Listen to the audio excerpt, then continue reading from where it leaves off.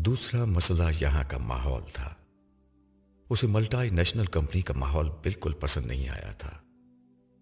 یہاں زیادہ تر لڑکیاں ملازم تھیں اور جینز پینٹ شرٹ اور سلیو لیس بنیان میں ملبوس تھیں۔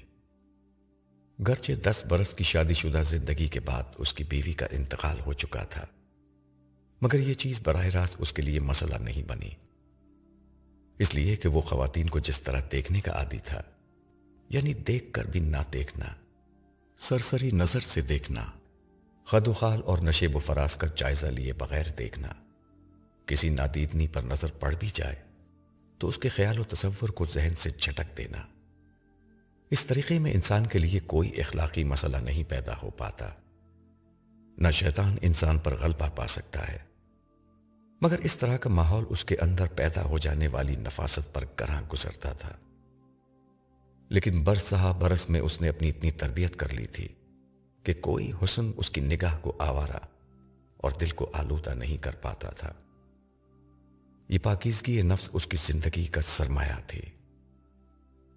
وقار ایک ایسے معاشرے میں بستا تھا جہاں مردوں کی تربیت نہیں کی جاتی تھی، ان کو نگاہوں کو قابو میں رکھنے کا فن نہیں سکھایا جاتا تھا، بلکہ مردوں کو آنکھیں بچا کر رکھنے کی تلقین کی جاتی تو لوگ آگ بگولا ہو جاتے تھے۔ ان کے نزدیک ساری ذمہ داری صرف خواتین کی تھی۔ ظاہر ہے یہ قرآن سے دور رہ کر دین کو سمجھنے کا نتیجہ تھا، مگر یہی اس معاشرے کی سچائی تھی۔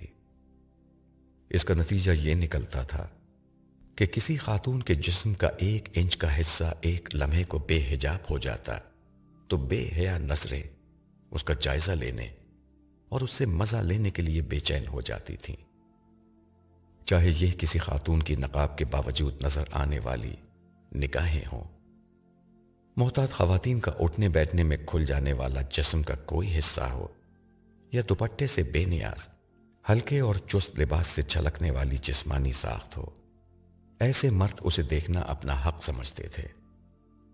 یہی نہیں، موقع بے موقع انہیں چھونے اور جسمانی لمس سے ہنس اٹھانے کا کوئی چھوٹے سے چھوٹا موقع بھی ہاتھ سے نہیں جانے دیتے تھے۔ ایسے میں قرآن مجید نے وقار کو یہ سکھایا تھا کہ خدا نگاہوں کی خیانتیں اور دل کی خفیہ باتیں بھی جان لیتا ہے۔ جب وہ ہر دم ساتھ ہو تو پھر اس کی نافرمانی کا کیا سوال۔ پھر عورتوں کو مخاطب کرنے سے قبل اس نے مردوں کو اپنی نگاہیں اور اپنے صنفی جذبات کو قابو میں رکھنے کا حکم دے رکھا ہے۔ اس کی زندگی کا تو اصل مقصد بس اب یہی رہا تھا کہ زندگی کے کسی موقع اور کسی مقام پر خدا کی کوئی نافرمانی نہ ہو جائے۔ روزانہ گھر سے آفس نکلتے ہوئے وہ اپنے اس عزم کو تازہ کرتا کہ وہ ایک لمحے کے لیے بھی کسی پہلو سے کمزور نہیں پڑے گا۔ اس عزم سے اس کی روح ہر روز پھر تازہ ہو جاتی۔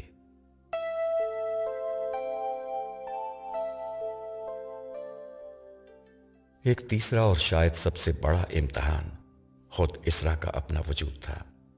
اسرا کی شخصیت کا ایک پہلو وہ تھا جس میں اس کا ماضی اس غریب لڑکی کا تھا جو کبھی اس کے دفتر میں اسی طرح محتاج ہو کر آئی تھی اور آج اس پر حکم چلانے والی اس کی باس بنی ہوئی تھی۔ لیکن وہ اپنی تربیت اس طرح کر چکا تھا کہ اپنی بڑائی کا ہر احساس اس کے اندر سے نکل چکا تھا، جس کے بعد اس کی انا اس پہلو سے مجروح نہیں ہوتی تھی۔ اسے یہ اطمینان بھی تھا کہ اسرا کی کمزوری کے دور میں اس کا رویہ اس لڑکی کے معاملے میں ہمیشہ ہمدردانہ رہا تھا اور اس نے اتنی ترقی کر لی تھی۔ وہ اپنے ضمیر اور اپنے رب کی بارگاہ میں سرخرو تھا۔ اس نے اس آفس میں آنے کے بعد پہلے دن ہی خود کو سمجھا دیا تھا کہ وقار اس بات کو بھول جاؤ کہ ماضی میں وہ کیا تھی اور تم کیا تھے، صرف اس کو یاد رکھو کہ وہ باس ہے اور تم ملازم ہو، اس کے بغیر ملازمت نہیں ہو سکتی۔ اسرا کا مغربی انداز و لباس بھی اس کے لیے کبھی مسئلہ نہیں بن سکا کہ اس پہلو سے جس طرح وہ ساتھ کام کرنے والی دیگر خواتین سے خود کو بے نیاز رکھتا تھا، اس سے بھی خود کو مکمل بے نیاز ہی رکھا تھا۔ اس کے لیے اصل مسئلہ اسرا کی شکل میں سونیا کا دوبارہ زندہ ہو جانا تھا۔ وہ ہر روز اسرا سے ملتا تھا اور ہر روز اس سے گفتگو کرتا تھا۔ مسلسل اسے دفتر میں آتا جاتا دیکھتا تھا۔ ایسا لگتا تھا کہ اس نے سونیا کے ہر انداز کو کاپی کر لیا ہے۔ اسے سمجھ نہیں آیا کہ یہ اس نے سونیا کو دیکھ کر کیا تھا یا قدرتی طور پر ایسا ہو گیا تھا۔ اس کا خیال تھا کہ وہ سونیا سے ایک دو دفعہ سے زیادہ نہیں ملی، مگر یہ سمجھ میں نہیں آتا کہ کس طرح اس مختصر وقت میں اس نے سونیا کے لباس، ہیئر اسٹائل، بالوں کے رنگ، بولنے اور چلنے کے انداز ہی کو نہیں بلکہ اس کی سخت گیر انتظامی طبیعت کو بھی کاپی کر لیا تھا۔ شاید کچھ تو اس کی عمر ہی ایسی تھی جس میں وہ سونیا سے ملی تھی، اور کچھ یہ کہ اس وقت سونیا اس کے سامنے ایک انتہائی برتر شکل میں سامنے آئی تھی، اور کچھ شاید اس لیے کہ عظمت صاحب نے بعد میں سونیا کا اس سے ذکر کیا ہوگا۔ بہرحال جو بھی تھا، وقار کے لیے ایک امتحان مسلسل تھا جو اسرا کی شکل میں موجود تھا۔ جس وقت سونیا کا انتقال ہوا وہ عمر میں اسرا کی موجودہ عمر سے گو پڑی تھی، مگر جس طرح اس نے خود کو فٹ رکھا ہوا تھا اور وقت کو خود پر مؤثر ہونے سے روک دیا تھا، وہ دیکھنے میں اسرا جتنی ہی ینگ لگتی تھی۔ مگر وہ سونیا اور اس کی محبت اور اس کی بیوی تھی۔ یہ سونیا اس کی باس تھی، مگر اب یہ ہر روز اس کی محبت کی شکل میں زندہ ہو کر سامنے آ جاتی تھی۔ اسے ہر روز خود کو یہ یقین دلانا پڑتا تھا کہ سونیا مر چکی ہے۔ اس کے سامنے بس اس کا امتحان ہے جس سے اسے سرخرو ہونا ہے۔ اس احساس کے تحت اس نے اسرا کے سامنے ہمیشہ اپنا رویہ اتنا ہی نارمل رکھا جتنا کسی اور کے سامنے رہتا تھا۔ یہ اس کی اعلیٰ شخصیت تھی جس نے ایک اور چوٹی سر کر لی تھی۔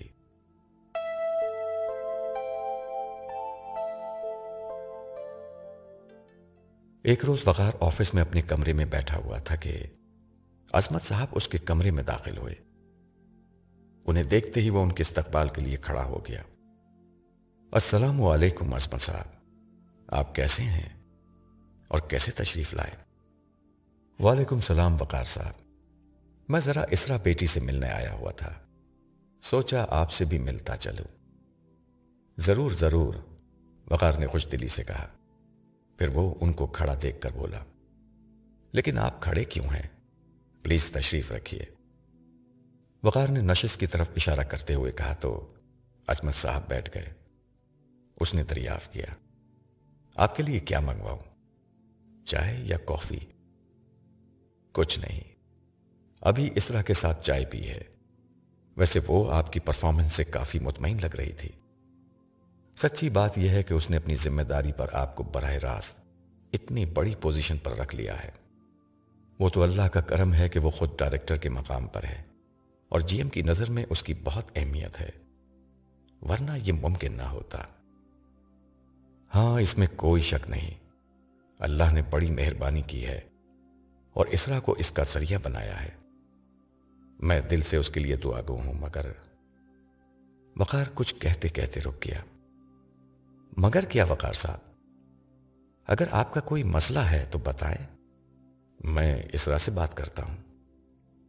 نہیں، میرا کوئی مسئلہ نہیں ہے، مسئلہ اسرا کا ہے۔ اسرا کا مسئلہ؟ اس کا کیا مسئلہ ہے؟ آپ کو سونیا یاد ہے؟ میڈم کو میں کیسے بھول سکتا ہوں؟ آپ کو اسرا کو دیکھ کر سونیا کا خیال نہیں آتا؟ وقار کی بات پر عظمت صاحب کچھ دیر سوچتے رہے، پھر بولے، آپ ٹھیک کہہ رہے ہیں۔ آپ کے توجہ دلانے سے مجھے احساس ہوا ہے۔ دراصل میں نے تو اسے چھوٹی عمر سے دیکھا اور بڑا مختلف دیکھا ہے۔ میرے ذہن میں اس کا وہی تصور تھا، مگر اب واقعی وہ بالکل میڈم سونیا کی طرح لگنے لگی ہے۔ میں ظاہر کی بات نہیں کر رہا، گرچہ ظاہری مناسبت بھی ہے، مگر میں زندگی کو دیکھنے کے زاویے کی بات کر رہا ہوں۔ میں سمجھا نہیں، عظمت صاحب نے نہ سمجھنے کے انداز میں گردن ہلاتے ہوئے کہا۔ اسرا کو جتنا میں سمجھا ہوں، مزاجن ایک اچھی لڑکی ہے، مگر سونیا کی طرح اسے بھی غفلت کا مرض لگ گیا ہے۔ غفلت کیسی؟ اسرا تو بہت ہوشیار لڑکی ہے۔ میں اس دنیا کی ہوشیاری کی بات نہیں کر رہا، میں جس غفلت کی بات کر رہا ہوں وہ خدا اور اس کی ملاقات سے غفلت ہے۔ جس شخص کو یہ مرض لگ جائے وہ جنت کے راستوں سے بہت دور نکل جاتا ہے۔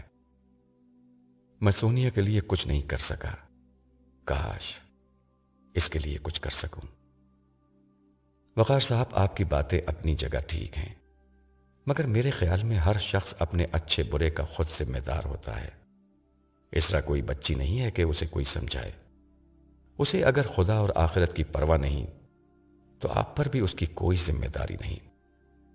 آپ ٹھیک کہہ رہے ہیں، بس نہ جانے کیوں کبھی خیال آتا ہے کہ اللہ تعالیٰ نے میرے ذریعے سے اس لڑکی کی دنیا بنا دی، مگر اس کی آخرت کو اس طرح غفلت کی نظر ہوتا دیکھ کر بہت افسوس ہوتا ہے۔ ایسا نہ ہو کہ اس کی غفلت قیامت کے دن اس کی سخت جواب دہی کا سبب بن جائے۔ غفلت انسان کو جہنم کی راہ پر ڈال دیتی ہے۔ لیکن چھوڑیے ان باتوں کو، اپنا حال سنائیں۔ وقار نے گفتگو کا رخ موڑ دیا، جس کے بعد وہ لوگ دیگر امور پر بات کرتے رہے اور کچھ دیر بعد عصمت صاحب وہاں سے رخصت ہو گئے۔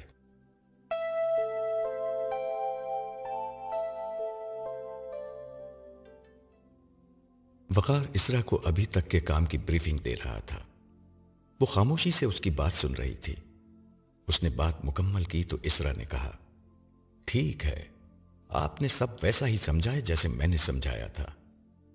اب یہاں سے پروجیکٹ کو آپ ہی لیڈ کریں گے۔ کوئی مسئلہ ہو تو مجھ سے بات کر لیں، مگر ہر روز مجھے پروگریس ضرور بتاتے رہیں۔ ٹھیک ہے، آپ بالکل مطمئن رہیں، آپ کو انشاءاللہ کوئی شکایت نہیں ہوگی۔ اوکے، آپ جا سکتے ہیں۔ وقار اٹھ کر جانے لگا تو اسرا نے اسے پیچھے سے پکار کر کہا، وقار صاحب۔ اس کی آواز پر وقار ٹھہر گیا اور آہستگی سے مڑا۔ آپ کو یہاں کوئی مسئلہ تو نہیں ہو رہا؟ اس کی بات پر وقار دھیرے سے مسکرایا۔ خدا نے یہ دنیا اس لیے نہیں بنائی کہ یہاں کوئی مسئلہ باقی نہ رہے۔ یہ دنیا اس لیے بنائی گئی ہے کہ مسائل کے باوجود ہم اپنا کام کرتے رہیں۔ وقار صاحب، میں دنیا کا نہیں، اس آفس کا پوچھ رہی ہوں۔ جی اللہ کا شکر ہے، یہاں سب ٹھیک ہے۔ اوکے، پھر آپ جا سکتے ہیں۔ وقار چلا گیا اور اس کے جانے کے بعد اسرا اپنی نشست کے پشت سے سر ٹکا کر بیٹھ گئی۔ اس کے پاس کام کا بہت لوڈ رہتا تھا، مگر وقار کے آنے کے بعد اسے قدر ریلیف ملا تھا۔ یہ ایک بہت مشکل پروجیکٹ تھا جس پر وہ کچھ عرصے سے کام کر رہی تھی، مگر اب اس کی ساری ذمہ داری وقار پر تھی۔ اس حیثیت میں وقار اس کے لیے ایک نعمت ثابت ہوا تھا۔ وہ وقار کے کام اور اہلیت کے بارے میں کوئی قطعی رائے قائم نہیں کر سکی تھی کہ ابھی اس کے کام کی فائنل رپورٹ آنی تھی، مگر وہ اس کی شخصیت سے مطمئن ہو چکی تھی۔ اسرا ہر وقت مردوں کے بیچ میں رہتی تھی۔ وہ اندر سے مردوں سے خوف زدہ تھی۔ اپنے خوف کو چھپانے کے لیے وہ بظاہر بہت سخت بن چکی تھی، مگر اس سختی کو خود پر طاری رکھنے کی وجہ سے وہ کچھ تھک جاتی تھی۔ مگر وقار کے معاملے میں نہ جانے کیوں ایک فرق اسے محسوس ہوا۔ اسے وقار سے کبھی کوئی خوف محسوس نہیں ہوا، بلکہ ایک نوعیت کا تحفظ محسوس ہوتا تھا۔ اس کا سبب شاید یہ تھا کہ مرد عورتوں کو ہمیشہ صنف مخالف سمجھ کر معاملہ کرتے تھے، مگر وقار نے اسے ہمیشہ عورت کے بجائے انسان سمجھ کر معاملہ کیا تھا۔ اسرا نے نوٹ کیا کہ باقی خواتین کے ساتھ بھی اس کا رویہ یہی ہے۔ اس کا نتیجہ یہ نکلتا تھا کہ اسرا اور شاید باقی خواتین بھی وقار کے ساتھ کمفرٹیبل محسوس کرتی تھیں۔ پھر وقار کی شخصیت میں بہت ٹھہراؤ تھا، بہت سکون تھا، بہت اعتماد تھا۔ گرچہ اس کی مذہبی باتیں اسرا کو پسند نہ تھیں، مگر اسے یہ محسوس ہوتا تھا کہ وقار کو ملازمت دینے کا اس کا فیصلہ بڑی حد تک ٹھیک تھا، اور وہ اس کے ہونے سے ہر پہلو سے اپنا فائدہ محسوس کر رہی تھی۔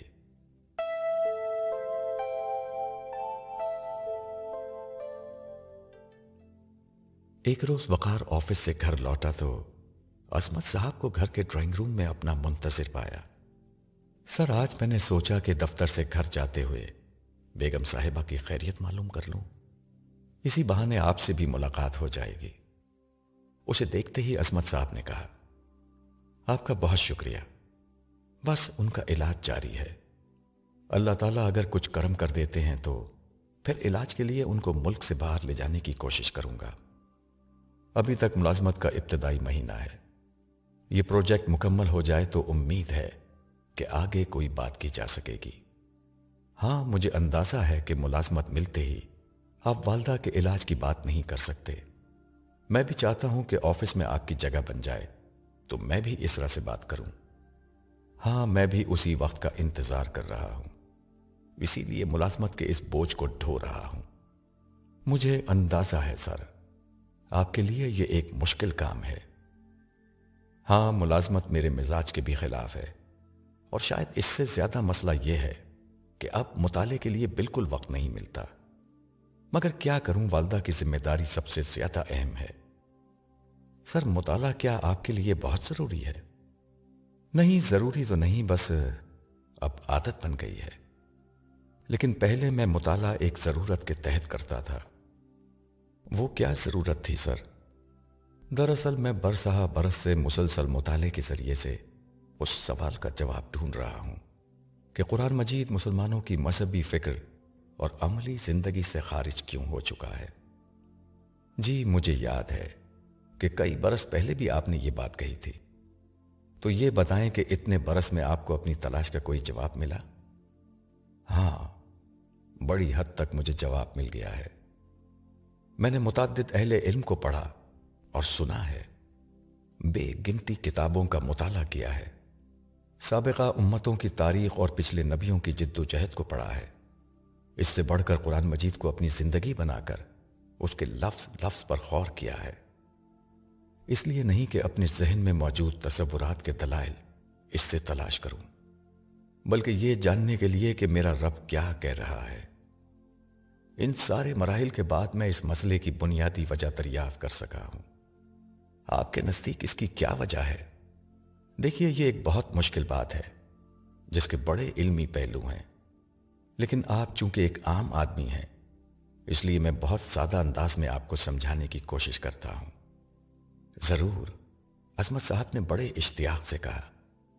وقار نے قریب میز پر رکھا ہوا ایک رائٹنگ پیڈ اٹھایا اور پھر اپنے قلم سے رائٹنگ پیڈ کے ایک خالی صفحے پر بڑی سی لکیر کھینچ کر ان سے پوچھا، یہ کیا ہے؟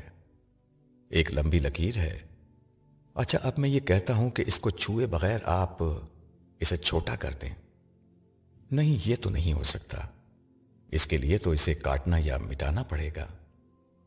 قرآن ایسی ہی ایک بڑی لکیر ہے، کوئی کاٹ نہیں سکتا، کوئی اسے مٹا نہیں سکتا، اس میں تبدیلی نہیں ہو سکتی، تحریف نہیں ہو سکتی، کمی نہیں ہو سکتی، اضافہ نہیں ہو سکتا، کیونکہ قرآن وہ کتاب ہے جس کی حفاظت کا وعدہ اللہ نے کر رکھا ہے۔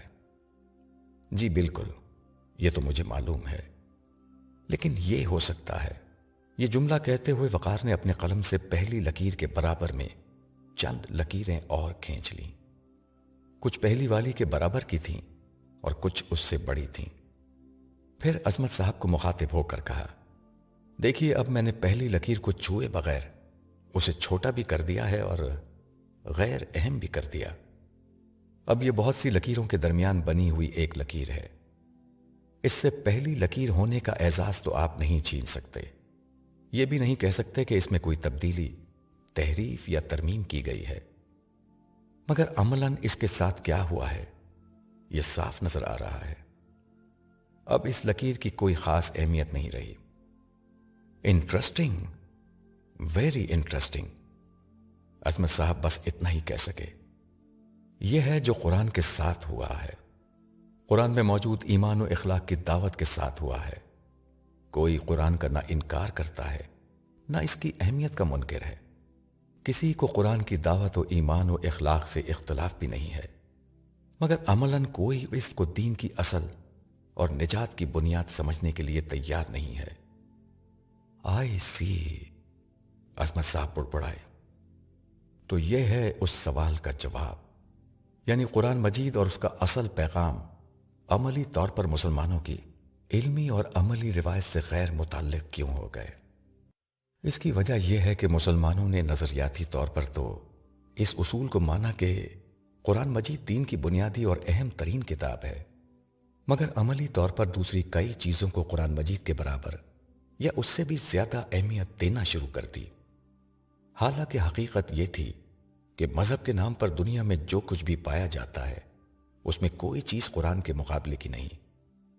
کون سی چیز ہے جس کی حفاظت کا وعدہ اللہ نے کر رکھا ہے؟ کون سی چیز ہے جس کے بارے میں کہا گیا ہے کہ باطل اس کے آگے سے آ سکتا ہے نہ پیچھے سے؟ کون سی چیز ہے جسے انسانیت اور اہل ایمان کے لیے ہدایت کہا گیا ہے؟ کون سی چیز ہے جسے دوسری مذہبی چیزوں کو تولنے کا میزان یعنی ترازو اور ان کو پرکھنے کی کسوٹی کہا گیا ہے؟ کون سی چیز ہے جس کے بارے میں کہا گیا ہے کہ اس کے کلام الہی ہونے میں کوئی شک نہیں؟ کون سی چیز ہے جس کے متعلق آپ کہہ سکتے ہیں کہ اس کی شکل میں خدا بول رہا ہے؟ کوئی ہے؟ کوئی نہیں ہے۔ وقار بول رہا تھا اور اس کے لہجے میں جوش تھا۔ چنانچہ جس روز مسلمان یہ اصول عملی طور پر مان لیں گے کہ قرآن مجید ہر چیز پر حاکم ہے، یہ خدا اور اس کے رسول کے قائم مقام ہے، کوئی چیز اس سے برتر نہیں ہے، اس روز قرآن مجید مسلمانوں کی مذہبی فکر اور عملی زندگی میں دوبارہ اپنی حیثیت حاصل کر لے گا۔ اور جس روز یہ ہو گیا، مسلمان دنیا میں غالب اور آخرت میں کامیاب ہو جائیں گے۔ اس کا مطلب ہے کہ آپ کی اتنی برسوں کی محنت بیکار نہیں گئی، آپ نے تو بڑے کام کی اور اہم بات بتائی ہے۔